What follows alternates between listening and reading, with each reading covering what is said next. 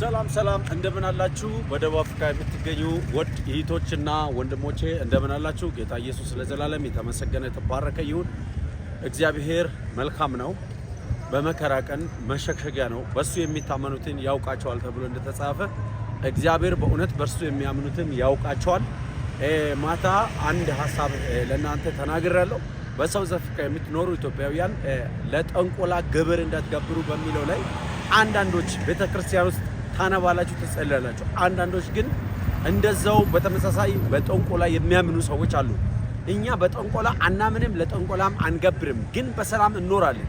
ዓለምን ምድሪቷን ሞላዋን እግዚአብሔር አምላክ እየሄደን ወንጌል እየሰበከን በምድሪቷ ላይ ያለውን በረከት እንድንወስድ የእግዚአብሔር ፈቃድ ነው። ስለዚህ ማናችሁም በዚህ አይነት ምክንያት እየተረበሸን ያለነው ለምንድን ነው ካላችሁ ይሄ ደውል ነው፣ እንድትነቁ ነው። እናንተን ከዚህ አሻግሮ ወደ እናንተ ያመጣውን እግዚአብሔርን ወደ ማዶ ያሻገረውን እግዚአብሔርን ስለረሳችሁ ችላ ስላላችሁ መንቂያ ነው። ጸልዩ፣ እግዚአብሔርን ፍሩ፣ እግዚአብሔርን አክብሩ፣ ወንድምን አትግደሉ፣ በሰላም መኖር ትችላላችሁ። አሁንም አንድ መልእክት ወደ እናንተ የሚያመጣው በሰላም እንደገና ትኖራላችሁ። እንደገና ልባችሁ ይረጋጋል። እንደገና የሰላም እስትንፋስ ትተነፈሳላችሁ። የእግዚአብሔር ጉብኝት ከእናንተ ጋር ነው። አትፍሩ የሚል መልእክት በልቤ ላይ ስለተሞላ እንዳትፈሩ ትዘምራላችሁ። አሜን።